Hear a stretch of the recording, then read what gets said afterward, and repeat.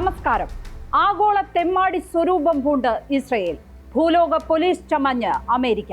കുഞ്ഞുകുട്ടി പരാധീനങ്ങളും വയോധികരും ഗർഭിണികളും നടക്കാനാവാത്തവരും നിൽക്കാൻ പോലുമാകാത്തവരും പൂർണ്ണ കിടപ്പിലായവരുമെല്ലാമുള്ള ജനവാസ കേന്ദ്രങ്ങളുടെ മധ്യത്തിലേക്ക് എയ്തു വിടുന്ന ആ മിസൈലുകൾ ഉണ്ടല്ലോ, അതിന്റെ പേരാണ് ധാർഷ്ട്യം.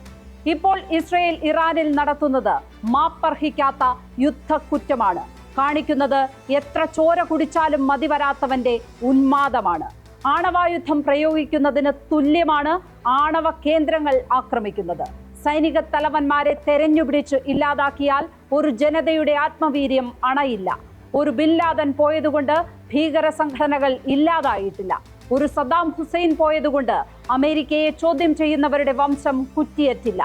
ലോകത്തെ ഏറ്റവും സമ്പന്നമായ പൈതൃകമുള്ള പ്രദേശമാണ് പേർഷ്യ. ആ പേർഷ്യയാണ് ഇപ്പോൾ കടന്നാക്രമിച്ചുകൊണ്ടിരിക്കുന്നത്. ശത്രു മാത്രം ഇല്ലാതായി ഒരു യുദ്ധവും അവസാനിച്ചിട്ടില്ല. സ്പോട്ട്ലൈറ്റ് ആരംഭിക്കുന്നു. ഇസ്രയേൽ നടത്തുന്ന വംശഹത്യാ പരമ്പര.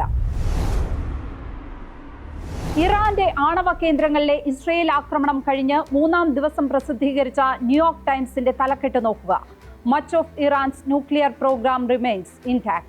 അതെ, ആക്രമണത്തിന് ശേഷവും ഇറാന്റെ ആണവ പദ്ധതികളെല്ലാം അതുപോലെ തുടരുന്നു എന്നാണ് ആ തലക്കെട്ട്. പിന്നെ എന്തിനായിരുന്നു ഈ വമ്പ് കാണിച്ചത്? ഇറാന്റെ 7 ആണവ കേന്ദ്രങ്ങൾ തകർത്തു എന്നാണ് ഇസ്രയേൽ ഊറ്റം കൊണ്ടത്. കനത്ത നാശം വിതച്ചു എന്നാണ് ബെഞ്ചമിൻ നെതന്യാഹു അവകാശപ്പെട്ടത്. ഇറാന്റെ തലപ്പത്തുള്ള മനുഷ്യരെ ഇല്ലാതാക്കുന്നതിൽ ഇസ്രയേൽ വിജയിച്ചു. അപ്പോഴും ഇറാന്റെ ആണവ പദ്ധതികൾ ഒരു പോറലുമേൽക്കാതെ തുടരുന്നു. ഇതിലും അപകടകരമായ സ്ഥിതി മറ്റെന്താണ്? ഒറ്റ ദിവസം കൊല്ലപ്പെട്ട 4 പട്ടാള ജനറൽമാർക്കും പകരക്കാരെ 1 മണിക്കൂർ കൊണ്ട് നിയമിച്ചു. ഇറാന്റെ സൈന്യം ഒരു പോറലുമേൽക്കാതെ തുടരുകയുമാണ്. മുറിവേറ്റ ആൾക്കൂട്ടമാണ് ഇന്ന് ഇറാൻ. അതിലും അപകടകരമായി മറ്റെന്താണുള്ളത്? ഈ യുദ്ധം ലോകത്തുണ്ടാക്കുന്ന പ്രത്യാഘാതങ്ങളെല്ലാം ഇസ്രയേൽ ചോദിച്ചു വാങ്ങുന്നതായിരിക്കും. ഒരു പ്രകോപനവുമില്ലാതെ ഇറാനെ ആക്രമിക്കാനുള്ള ഈ തീരുമാനം യുദ്ധക്കൊതിയിൽ നിന്ന് മാത്രം ഉണ്ടാകുന്നതാണ്. ഇസ്രയേലിൽ രാഷ്ട്രീയ അധികാരം നഷ്ടപ്പെടാതിരിക്കാനും ദീർഘകാലം വാഴാനും ബെഞ്ചമിൻ നെതന്യാഹുവിന്റെ കുടില ബുദ്ധിയിൽ ഉണ്ടായതാണ് ഈ ആക്രമണ പദ്ധതി. ആണവ ചർച്ചകൾ നടക്കുന്നതിനിടെ ഇസ്രയേൽ നടത്തിയ ആക്രമണം എല്ലാ മര്യാദകളും ലംഘിക്കുന്നതായിരുന്നു. ചർച്ച പരാജയപ്പെട്ടാൽ അമേരിക്കയുടെ പിന്തുണയോടെ ഇസ്രയേൽ ആക്രമിക്കും എന്നൊരു സൂചന ഇറാനുണ്ടായിരുന്നു. എന്നാൽ 15-ന് ഒമാനിലാണ് അടുത്തവട്ട ചർച്ച നിശ്ചയിച്ചിരുന്നത്. അതിന്റെ ഫലം പോലും വരുന്നതിന് മുമ്പ് ഇസ്രയേൽ കടന്നാക്രമിക്കുകയായിരുന്നു. ഇറാന് തയ്യാറെടുക്കാൻ അവസരം നൽകാതിരിക്കുക എന്ന ലക്ഷ്യത്തിൽ നടത്തിയതാണ് ഈ ആക്രമണം. ചർച്ചകൾക്കിടെ ഒരാക്രമണം ഇറാൻ പ്രതീക്ഷിച്ചതുമില്ല. സത്യത്തിൽ ചർച്ചയ്ക്ക് വിളിച്ച് ചതിക്കുകയാണ് അമേരിക്കയും ഇസ്രയേലും ചെയ്തത്. അമേരിക്ക കൂടി അറിഞ്ഞാണ് ഈ ആക്രമണം എന്ന് ഡൊണാൾഡ് ട്രംപ് സമ്മതിക്കുകയും ചെയ്തു. ഇറാൻ ഒരു ആക്രമണത്തിനും തയ്യാറെടുത്തിരുന്നില്ല എന്നതിന്റെ സൂചനയാണ് അവരുടെ 4 ജനറൽമാരും കൊല്ലപ്പെട്ടത്. 2 ആണവ ശാസ്ത്രജ്ഞരെയും ഇസ്രയേൽ കൊന്നു. യുദ്ധത്തിന്റെ എന്തെങ്കിലും സൂചന ഉണ്ടായിരുന്നെങ്കിൽ ഇവരൊക്കെ സുരക്ഷിതരായി നിൽക്കുമായിരുന്നു. കൊല്ലപ്പെട്ട 4 ജനറൽമാരും സുരക്ഷിത ബങ്കറുകളിൽ ആയിരുന്നില്ല, അവരവരുടെ വീടുകളിൽ ആയിരുന്നു.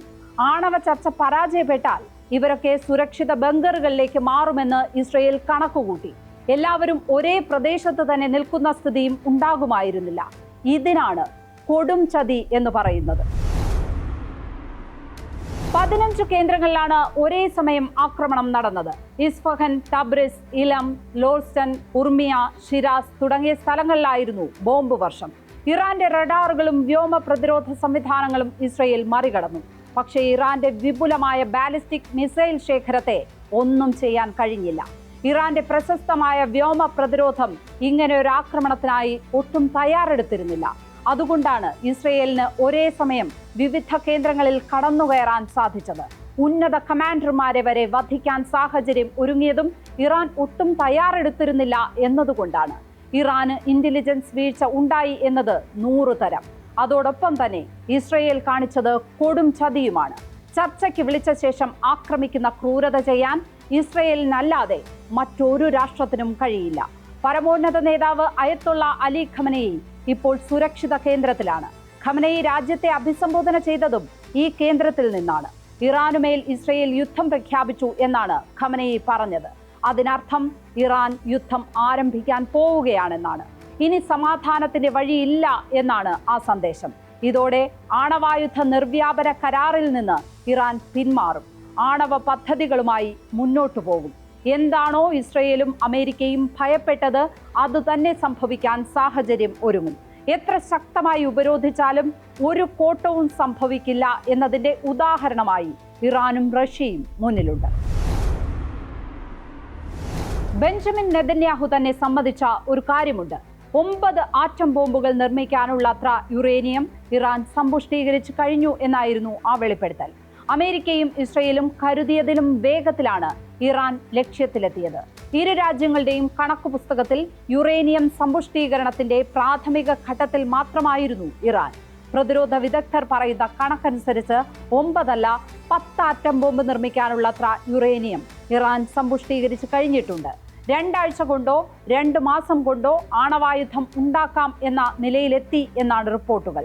ആ കേന്ദ്രങ്ങൾ തകർക്കുക എന്നായിരുന്നു ഇസ്രയേലിന്റെ ലക്ഷ്യം. അത് പാളി എന്നാണ് ന്യൂയോർക്ക് ടൈംസ് പോലും തലക്കെട്ട് നൽകിയത്.